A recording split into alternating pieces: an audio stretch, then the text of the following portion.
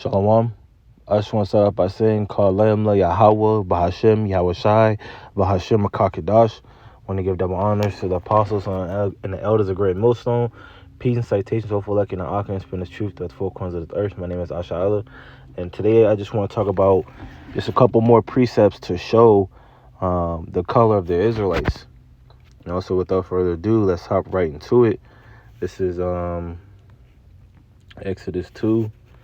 And I'm going to just start at verse 16. It says, Now the priest of Midian had 7 daughters, and they came and drew water and filled the throes to water their father's flock. And the shepherds came and drove them away. But Moses stood up and helped them and watered their flock. Now when they came to Reuel, their father, he said, How is it that you are come so soon today? And they said, An Egyptian delivered us out of the hand of the shepherds, and also drew water enough for us, and watered the flock. And also his 7 daughters had mistaken Moses to be an Egyptian. But if you go up to the beginning of the chapter, it's Exodus 2:1, and there went a man of the house of Levi, and took to wife a daughter of Levi. And the woman conceived and bare a son, and when she saw him that he was a goodly child, she hid him 3 months. Now this is going into the birth of Moses. Moses is of the tribe of Levi, which is one of the 12 tribes of Israel. So Moses is an Israelite of the tribe of Levi, but he's being mistaken for an Egyptian. Let's go to another account where an Israelite was mistaken for an Egyptian. Acts 21 and verse 37. And as Paul was to be led into the castle, he said unto the chief captain, May I speak unto thee? Who said, Canst thou speak Greek? Art not thou that Egyptian, which before these days made us an uproar and led us into the wilderness 4,000 men that were murderers? But Paul said, I am a man which am a Jew of Tarsus, a city in Cilicia, a citizen of no mean city. And I beseech thee, suffer me to speak unto the people. So Paul was being mistaken for an Egyptian, man. But Paul had to let him know that he was a Jew of Tarsus, a city of Cilicia. And I have I went into the Zondervan Bible Dictionary and looked up the definition of Ham. And it says, excuse me, it says Zondervan Bible Dictionary, Ham, the youngest son of Noah, born probably about 96 years before the flood, and one of the 8 persons to live through the flood, he became the progenitor of the dark races, not the Negroes, but the Egyptians, Ethiopians, Libyans, and the Canaanites. So Ham was the progenitor of the Egyptians, Ethiopians, Libyans, and the Canaanites. Progenitor of the dark races. These are dark-skinned people. So for Moses to be mistaken for an Egyptian, he was a dark-skinned man. And for Paul to be mistaken for an Egyptian, he was a dark-skinned man. He had to be a dark-skinned man. Paul being of the tribe of Benjamin, and Moses being of the tribe of Levi. These were both dark-skinned men. Going back to it, this is Exodus 4, and I'm going to just start at verse 1. And Moses answered and said, But behold, they will not believe me, nor hearken unto my voice, for they will say, The Lord Yahweh Shem Shai have not appeared unto thee. And the Lord Yahweh Shem Shai said unto him, What is in thine hand? And he said, A rod.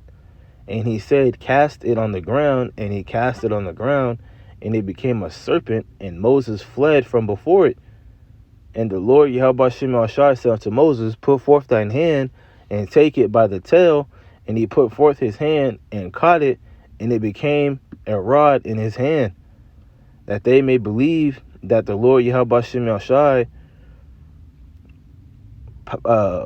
power of the power of Abraham, the power of Isaac, the power of Jacob, hath appeared unto thee. And the Lord Yahweh Shem Yahshai said furthermore unto him, put now thine hand into thy bosom. And he put his hand into his bosom, and when he took it out, behold, his hand was leprous as snow. I'm just going to read it in the NLT. Then the Lord Yahweh Shem Yahshai said unto Moses, now put your hand inside your cloak. So Moses put his hand inside his cloak, and when he took it out again, his hand was white as snow with a severe skin disease. So with the precepts that were brought out before and going into that definition, we know that Moses was a dark-skinned man. So him putting his hand into his bosom and pulling it out, that's the Lord showing Moses the power that he has, because his hand came out white as snow, came out leprous. Verse 7, and he said, put thine hand into thy bosom again. And he put his hand into his bosom again and plucked it out of his bosom, and behold, it was turned again as his other flesh. So he put his hand back in his bosom and pulled it out, and his hand was looking as his other flesh. It went back to being dark skin.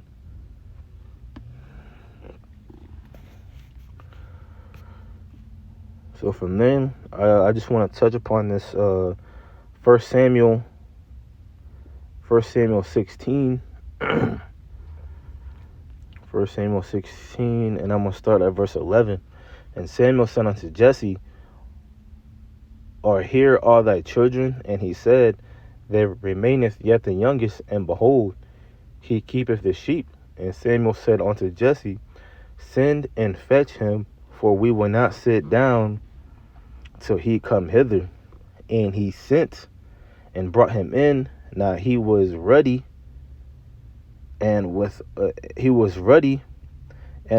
of a beautiful countenance, and goodly to look to. And the Lord Yahweh Shem Yahshai said, arise, anoint him, for this is he. And this is going into account of King David.